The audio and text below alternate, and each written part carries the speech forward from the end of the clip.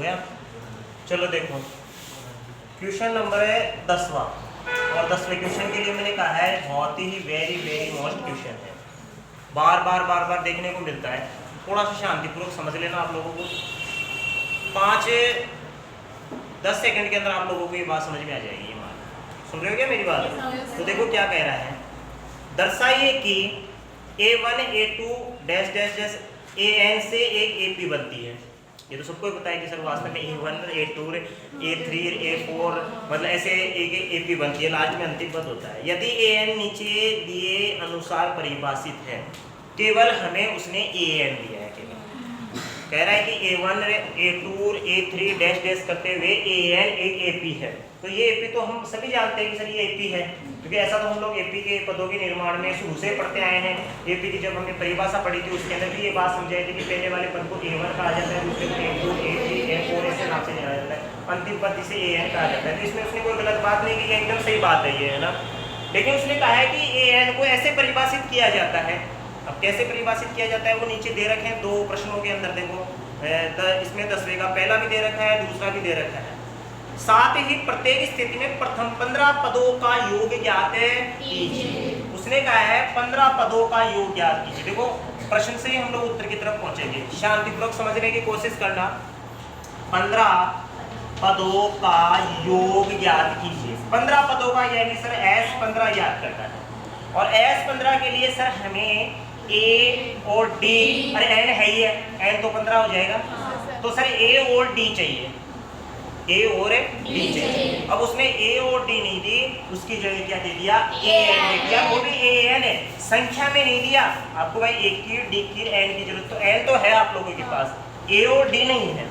अभी AN दे दिया उसने, कह दिया भाई AN दे रहा हूँ मैं, इसे परिभाषित कर रहा हूँ। पहले क्वेश्चन के अंदर कह दिया उसने, और कह भी रखा है सर AN इतना है। देखो AN कितना है, 3 + 4 है। तो सर AN है 3 + 4 AN का देखो 2 मान होता है।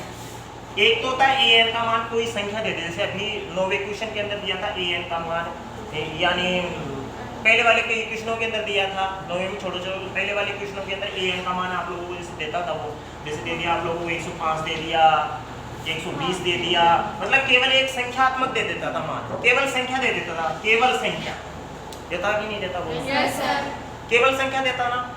मेरा कहने का अभिप्राय है कि AN को आज तक उसने अगर आप लोगों को दिया है तो आप लोगों को एक संख्यात्मक मान दिया है।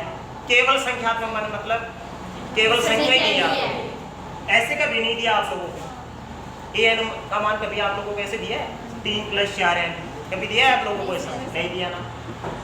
केवल देना था या तो दिया नहीं उसने, और दिया है तो 120 यानी संख्या भी दे दिया आप लोगों को। केवल संख्या डालिए, इसमें केवल संख्या नहीं है।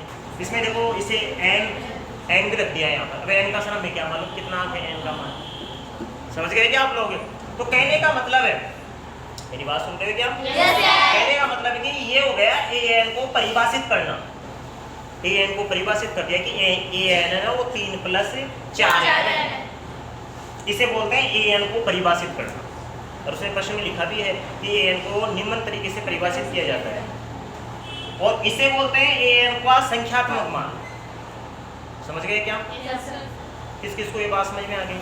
इन दोनों बातों में डिफरेंट करना सीख गए क्या? यस सर, इसका मतलब तो होता है AN को परिभाषित करना। कभी भी ऐसे N 3 + 4 ऐसे N आ जाए ना, ऐसे इससे देखो हमें डायरेक्ट पता नहीं चल रहा है क्या करें।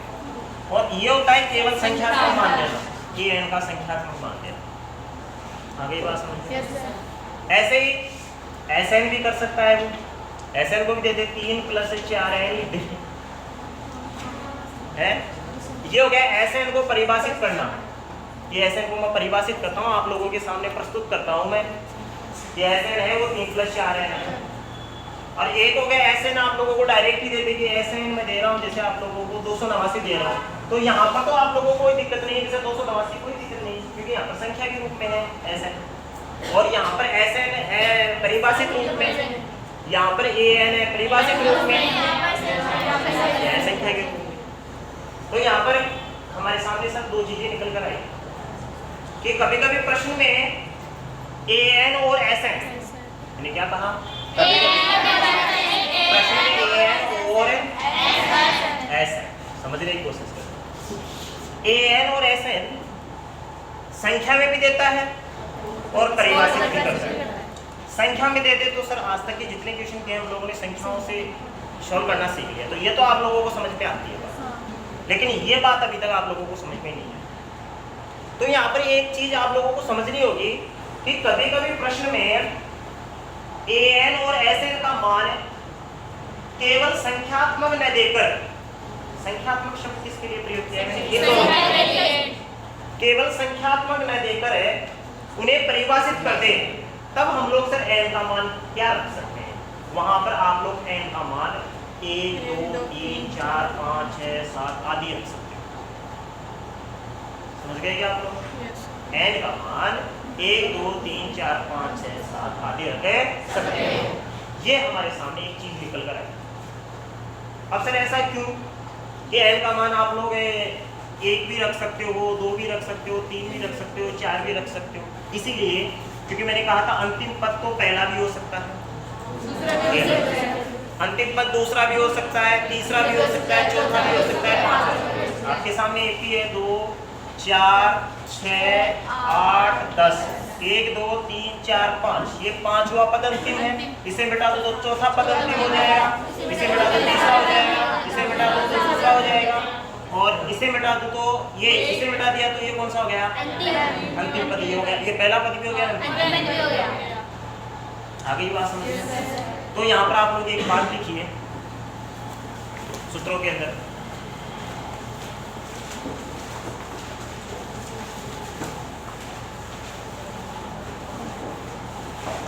देख रहे हैं क्या?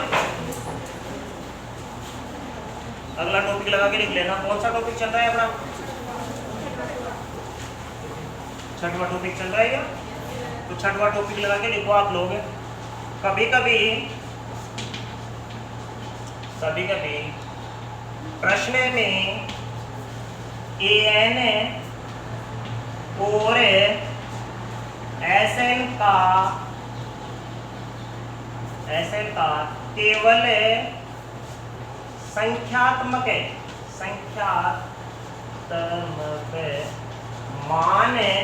संख्यात्मक मान न देकर उन्हें परिभाषित करता है, तो ऐसी स्थिति में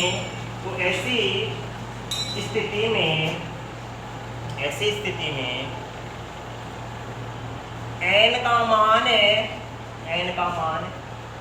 1 2 3 4 5 6 आदि रख सकते हैं।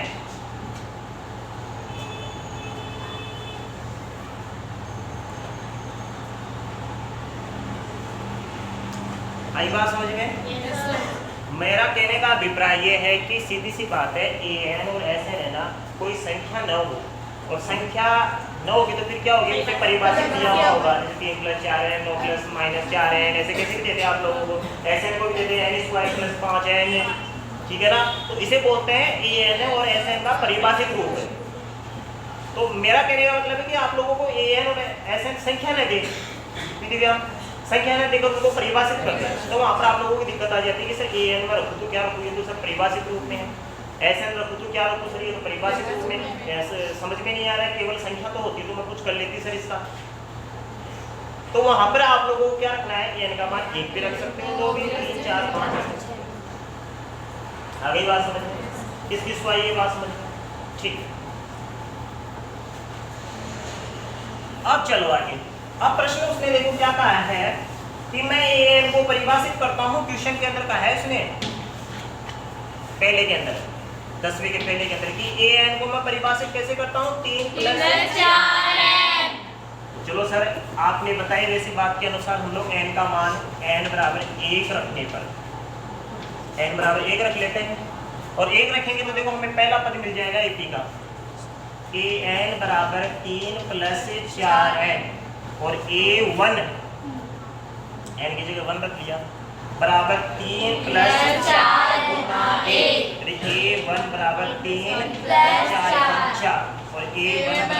प्लस 3 7। ये लो प्रथम पद तो आपको मिल गया 7। ठीक है, अब शायद आप लोग 15 पदों का योगफल निकाल सकते हो। एपी बन जाएगी तो सर ए और डी तो आराम से मिल गया आप लोगों को।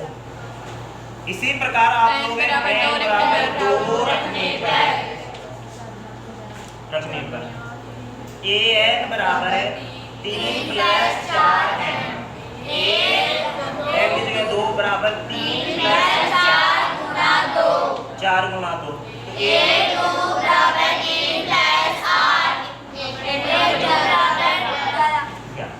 ये एपी का दूसरा पद हो गया। ठीक है, बस आप लोगों को एपी तो बनानी थी ना। ये लो आप लोगों की क्या बन गई, एपी बन गई। एपी बनी, पहला पद तो है 7, दूसरा है 11 और डैश जैसे सर एपी बन गई आप लोग। ठीक है, हमें 15 पदों का योगफल ज्ञात करना था, उसके लिए हमारे पास ए है 7 और डी है 11 में से 7 गया तो 4 और n का मान है 15, क्योंकि 15 पदों का योगफल निकालना है। 15 ए है, डी है, n है, तो एस एन बराबर है n बटे 2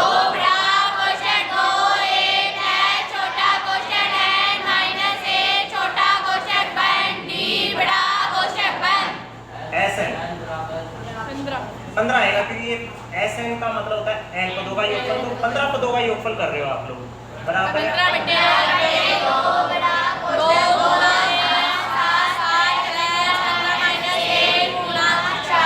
4 कोष्ठक है बंद।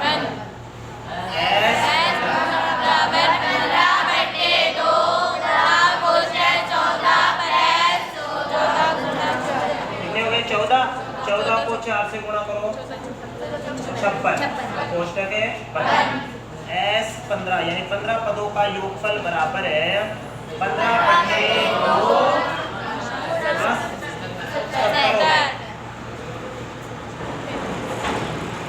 17 हो गए ना, 70 बटा 1 2 35। ठीक है, चलो आगे। अब 15 पदों का योगफल बराबर है 15 गुणा 35। चलो हम लोग 35 को 15 से गुणा करते हैं तो 1 2 पचम 25 5 एकम 5 तो 20 तो 22 हो गए। ये आई यहाँ पर 15 पदों का योगफल बराबर है 525। ये आप लोगों के आंसर है। नई बात समझ में? कहाँ दिक्कत है इसमें?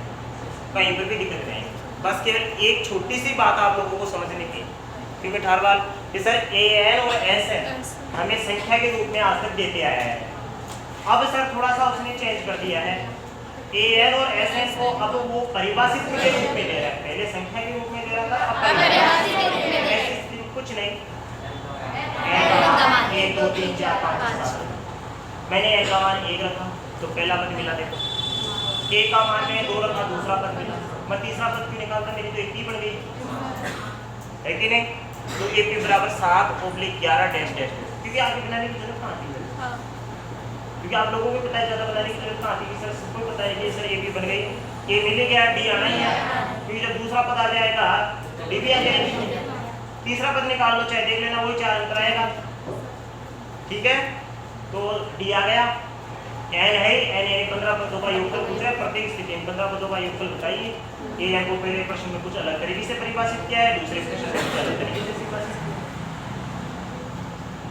मैंने a निकाल लिया, d निकाल, a भी पढ़ाई पहले तो, फिर a और d मिल गया, n मिल गया, और ये लोग 15 पदों का योगफल निकाल लिया।